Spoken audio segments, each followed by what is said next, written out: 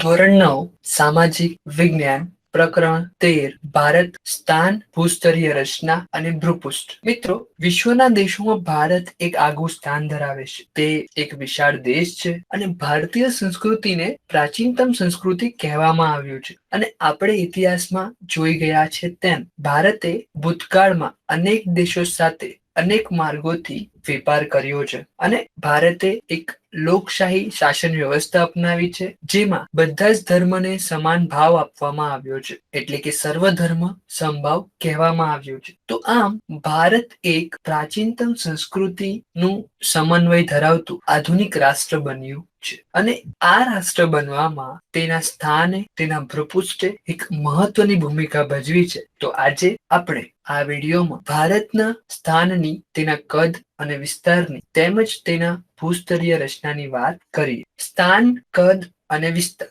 સ્થાન એટલે ભારત દેશ પૃથ્વીના કયા વિસ્તારમાં આવ્યો છે તે, તેનું કદ કેટલું છે અને તેનો વિસ્તાર કેટલો છે. તો ભૌગોલિક દ્રષ્ટિએ જોઈએ તો પૃથ્વી ઉત્તર ગોળાર્ધમાં આવી છે અને એશિયા ખંડના દક્ષિણ ભાગમાં ભારતનું સ્થાન છે. ભૌગોલિક દ્રષ્ટિએ જોઈએ તો ભારત પૃથ્વીના ઉત્તર ગોળાર્ધમાં છે અને એશિયા ખંડના દક્ષિણ ભાગમાં છે. ચાલો સમજીએ. આ એક કાલ્પનિક પૃથ્વીનો ઘોડો છે, જેમાં મધ્યમાંથી વિષુવવૃત્ત પસાર થઈ રહ્યું છે. હવે વિષુવવૃત્ત પૃથ્વીના મધ્યમાંથી પસાર થતું હોય તેથી ઉપરના ભાગને ઉત્તર ગોળાર્ધ અને નીચેના ભાગને દક્ષિણ ગોળાર્ધ તરીકે ઓળખાય છે. તો ભારતનું સ્થાન વિષુવવૃત્તની ઉપર એટલે કે ઉત્તર ગોળાર્ધમાં આવેલું છે. જ્યારે આપણે એશિયા ખંડની વાત કરીએ તો એશિયા ખંડમાં દક્ષિણ ભાગમાં એટલે લગભગ આ વિસ્તારમાં ભારતનું સ્થાન છે, જે વિષુવવૃત્તથી વધારે દૂર નથી. અહીં આપણે ભારતનો નકશો જોઈ શકીએ છીએ, જ્યાં ભારતના આ ઉત્તર પૂર્વ વિસ્તારમાં હિમાલયની પર્વતમાળા આવેલી છે, જ્યારે તેના મધ્યમાંથી કર્કવૃત્ત પસાર થઈ રહ્યું છે. એટલે કર્કવૃત્ત ભારતના બે ભાગ કરે છે, ઉત્તર ભાગ અને દક્ષિણ ભાગ. કર્કવૃત્તથી દક્ષિણનો ભાગ મુખ ત્રિકોણ આકારનો છે, એટલે કે અહીં આપણે જો એક લાઈન દોરી દઈએ તો આ એક ત્રિકોણ બની જાય છે, પરંતુ તેને મુખ ત્રિકોણ એટલે કહેવામાં આવ્યું છે કેમ કે અહીં કોઈ લાઈન નથી. આ એક કાલ્પનિક રેખા દોરવામાં આવી છે, જેને આપણે કર્કવૃત્ત કહીએ છીએ. કોઈ પણ દેશનું પૃથ્વી પર સ્થાન ક્યાં છે તે અક્ષાંશ અને રેખાંશના આધારે નક્કી કરવામાં આવે છે અને તેથી જ આપણે કહી શકીએ કે ભારતનું સ્થાન 8.4 થી 37.6 ઉત્તર અક્ષાંશ વૃત્ત અને 68.7 થી 97.25 પૂર્વ રેખાંશ વૃત્તની વચ્ચે આવેલું છે. એટલે કે અહીં 68.7 થી ભારત શરૂ થાય છે અને 97.25 પૂર્વ રેખાંશ સુધી ભારત છે અને ઉત્તરમાં 8.4 થી શરૂ થાય છે અને 37.6 સુધી ભારતનું સ્થાન છે. ભારતના દક્ષિણ ભાગમાં ત્રણેય બાજુ પર આપણે સમુદ્ર જોઈ શકીએ છીએ. આ વિસ્તારને આપણે અરબ સાગર કહીએ. નીચે દક્ષિણમાં હિન્દ મહાસાગર અને અહીં બંગાળાની ખાડી છે. ભારતનું ઉત્તર દક્ષિણ અંતર 3214 કિલોમીટરના આસપાસ થાય છે, જ્યારે પશ્ચિમથી પૂર્વનું અંતર 2933 કિલોમીટરની આસપાસ થાય છે. અગર આપણે અંદાજો લગાડીએ તો લગભગ ભારતની લંબાઈ અને પહોળાઈ સરખી છે, જ્યારે ભારતનો જે પ્રમાણ સમય છે તે આ 82.30 જે રેખા દેખાય છે, જે આપણને ટપકા ટપકાવાળી લાઈન દેખાય છે, તેના આધારે નક્કી કરવામાં આવ્યો છે. જો કે ભારતના પશ્ચિમ બાજુના સમયમાં અને પૂર્વ બાજુના સમયમાં 2 કલાકનો અંતર છે, પરંતુ આપણે સમગ્ર ભારતમાં સરળતા ખાતર આ રેખા પરથી 82.30 પૂર્વ રેખાંશ પરથી સમય નક્કી કરીને એ જ સમયનો ઉપયોગ કરીએ છીએ. ભારતનો કુલ વિસ્તાર 32.5 લાખ ચોરસ કિલોમીટર જેટલો છે, એટલે કે આપણે લંબાઈ અને પહોળાઈને ગુણાકાર કરીએ તો આપણને આટલો વિસ્તાર મળે છે. ક્ષેત્રફળની દ્રષ્ટિએ જોતા વિશ્વમાં 7મા ક્રમે આવે છે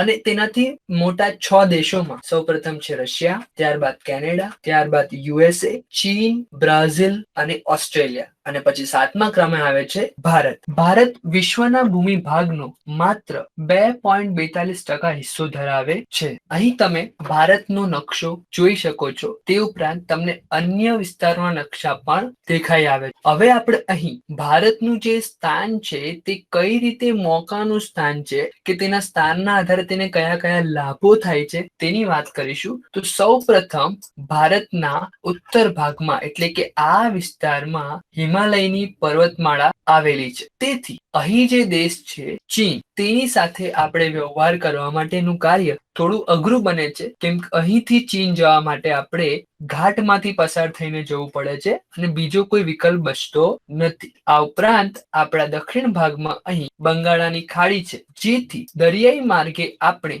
અહીંના અલગ અલગ બંદરો પરથી વેપાર કરવા માટે સરળતાથી જઈ શકીએ છીએ, જેથી આપણે આ વિસ્તારમાંથી સિંગાપુર, મલેશિયા, ઇન્ડોનેશિયા તેમજ ઓસ્ટ્રેલિયા અને અહીંથી આપણે પસાર થઈને પેસિફિક ઓશન એટલે કે પ્રશાંત મહાસાગરમાંથી પસાર થઈને કેનેડા અને યુએસએ ના દેશો સાથે સરળતાથી વેપાર કરી શકીએ છીએ. આ ઉપરાંત જો આપણે પશ્ચિમ કિનારાની વાત કરીએ તો ત્યાં અરબ સાગરમાંથી પસાર થઈને આપણે અહીંના કેટલાક દેશો એટલે કે સાઉદી અરેબિયા, યમન તેમજ અહીં જે દેશો છે આફ્રિકાના દેશો તેના સાથે તેમજ સાઉથ આફ્રિકા સાથે સરળતાથી આપણે વ્યવહાર કરી શકીએ છીએ. એટલે કે ભારતનું આ જે સ્થાન છે તે મોકાનું સ્થાન છે અને જેટલો દરિયા કિનારો આ મહાસાગરનો ભારતને મળ્યો છે તેટલો અન્ય કોઈ દેશ નથી મળ્યો, તેથી જ એને આપણે હિન્દ મહાસાગર કહીએ છીએ. હવે આપણે ભારત એક પૂર્વ ગોળાર્ધમાં મોકાનું સ્થાન ધરાવે છે તેની વાત કરી ગયા અને તેના કઈ રીતે મોકાનું સ્થાન છે તે સમજી ગયા. હવે ઈસવીસન 1869 સુએઝ નહેર શરૂ થવાથી ભારત અને યુરોપ વચ્ચેનું અંતર 7,000 કિલોમીટર કરતા વધુ ઘટી ગયું. તે ભારતને કઈ રીતે ફાયદાકારક છે તે આપણે થોડી વારમાં જોશું. હવે અહીંથી ભારતના આ કોઈ પણ બંદરે જો આપણે યુરોપ જવું હોય તો કઈ રીતે જવાતું હતું? તો ભારતથી કોઈ પણ વાહન નીકળીને અરબ સાગર થઈને હિન્દ મહાસાગર થઈને સાઉથ આફ્રિકા એટલે કે દક્ષિણ આફ્રિકામાંથી એટલાન્ટિક મહાસાગરથી થઈને પછી ફરીને છેક આ છે યુરોપના રાષ્ટ્રો અહીં સુધીનું અંતર આપણે કાપવું પડતું હતું. પરંતુ અહીં ઇજિપ્ત પાસે દેખાય છે, ઇજિપ્ત પાસે અહીં સુએઝ નહેરની રચના કરવામાં આવી, જે હમણાં તમને દેખાશે. જો અહીં લખેલું છે સુએઝ નહેરની રચના કરવામાં આવી, જેથી ભારત અને યુરોપ વચ્ચેનું અંતર ઘટી ગયું. ચલો આપણે જોઈએ કઈ રીતે ઘટી ગયું. તો ભારતથી આપણે ફરીને સાઉથ આફ્રિકા એટલે કે દક્ષિણ આફ્રિકાથી ફરીને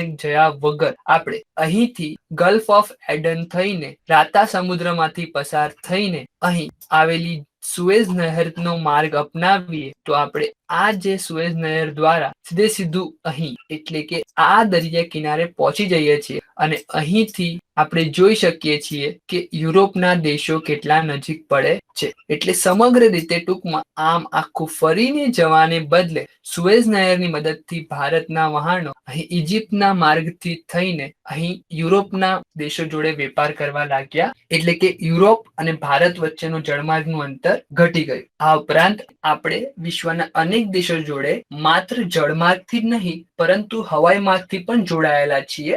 અહીંથી આપણે આ બધા દેશોને હવાઈ માર્ગથી જોડાયેલા છીએ ને અહીંથી આપણે કેનેડા, યુનાઇટેડ સ્ટેટ્સ જેવા દેશો સાથે સરળતાથી હવાઈ માર્ગનો ઉપયોગ કરી શકીએ છીએ. ચીન જોડે હવાઈ માર્ગનો ઉપયોગ થોડું આપણા માટે મુશ્કેલ છે, કારણ કે વચ્ચે હિમાલયની પર્વતમાળા છે, તેથી આપણાને બીજા અન્ય દેશોમાં જઈને ચીન જવાનો માર્ગ અપનાવવો પડે છે. આમ ભારતનું સ્થાન મોકાનું હોવાથી પ્રાચીન સમયથી જ ભારત અન્ય દેશો સાથે વેપાર કરતા આવ્યો છે અને તેમની સંસ્કૃતિને અપનાવતો આવ્યો છે. ભારતના પડોશી દેશોમાં જો આપણે ભારતના પડોશી દેશોની વાત કરીએ તો જોઈ શકીએ છીએ કે શ્રીલંકા એક છે, બાંગ્લાદેશ, મ્યાનમાર ભારતનો પડોશી દેશ છે, તેમજ આ બે જે નાના દેશો છે નેપાલ અને ભૂતાન, ઉપરાંત ચીન સૌથી મોટો પાડોશી દેશ છે, પાકિસ્તાન, અફઘાનિસ્તાન આ દરેક આપણા પાડોશી દેશ તરીકે આવ્યા છે.